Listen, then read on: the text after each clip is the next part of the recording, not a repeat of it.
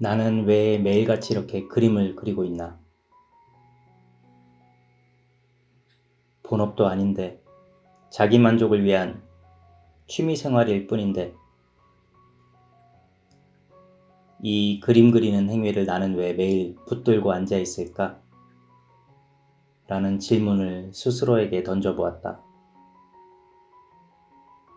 벌써 6년째 꾸준히 그림을 그리고 있다. 초반엔 물론 손발이 오그라들던 실력도 이제는 어느 정도 나만의 스타일이라고 내세울 수 있을 만큼 발전이 있었고, 그림 그리는 방법과 스타일을 좋아해주는 사람들 덕분에 함께 그려나가는 즐거움도 누리고 있다.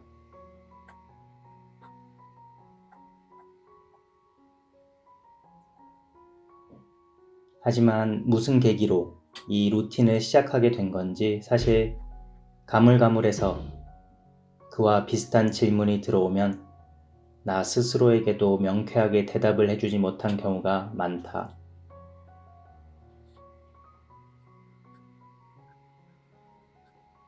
그러다가 오늘 문득 떠올랐다.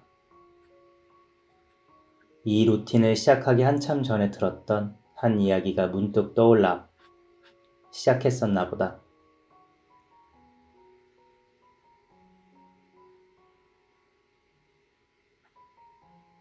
언제 들었던 내용이었는지 기억은 사실 나지 않는다.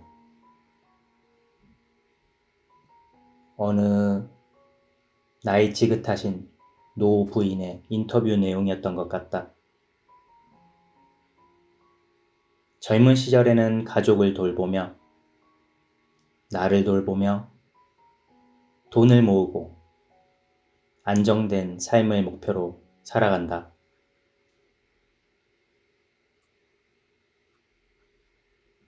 이후에 경제활동이 멈춘 어느 순간, 삶의 마무리를 준비하는 어느 시점에 어떻게 행복감을 누리며 살 것인가라는 내용의 영상이었다. 그 노부인의 답은 꽤나 명쾌했다. 예술을 즐겨라. 진심으로 예술을 즐겨라. 단순히 보고 듣고 만지고에 머물지 말고 직접 그리고 연주하고 창조하라. 무에서 유를 탄생시키는 즐거움을 누려라. 오롯이 나를 위한 작품을 만들고 그 시간을 즐기며 기쁨을 누려라. 라는 내용이었다.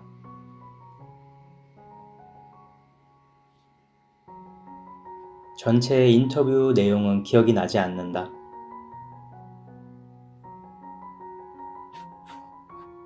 위 몇 가지 문장은 꽤 오랜 시간 내 머릿속에 맴돌았다. 알짜배기로 즐길 수 있는 취미생활이 있는가?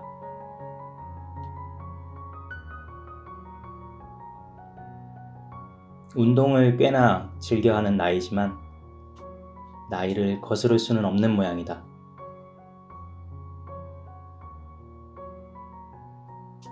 음악을 좋아하지만 취미라고 하기에는 꽤나 부담스러운 분야이다.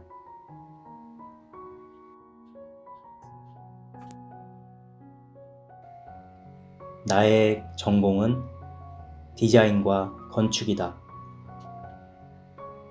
당시 뛰어나진 않았지만 그림을 그릴 줄 알았다. 언젠가는 기억하지 못할 오늘을 그려보자. 고 시작한 그림 그리는 생활이 6년째로 접어든 것이다. 더불어 같은 시기에 SNS를 접하게 된다. 이왕 하는 거 비슷한 취미 생활을 가진 사람들을 찾자. 당연히 초반 반응은 미미했지만 내 그림에 대한 누군가의 반응이 재밌었다.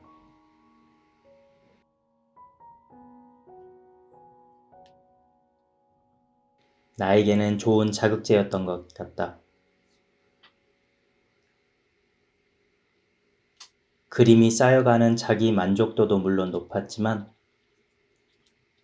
SNS를 통해 사람들의 호응도를 모니터해가며 의미 있는 선들을 사용하는데 도움을 많이 받을 수 있었다.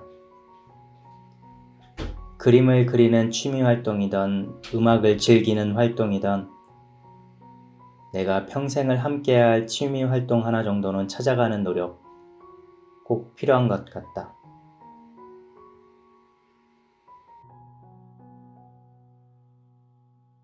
물질적인 풍요로움을 준비하는 것은 현 시대에 정말 필요한 요소인 것은 두말할 나위 없지만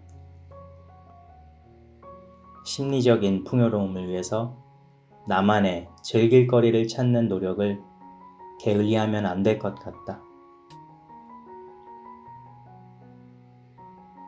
이 영상을 시청하시는 분들 또한 당신 스스로를 위해 즐거움을 꼭 찾아 나가시기를 바란다.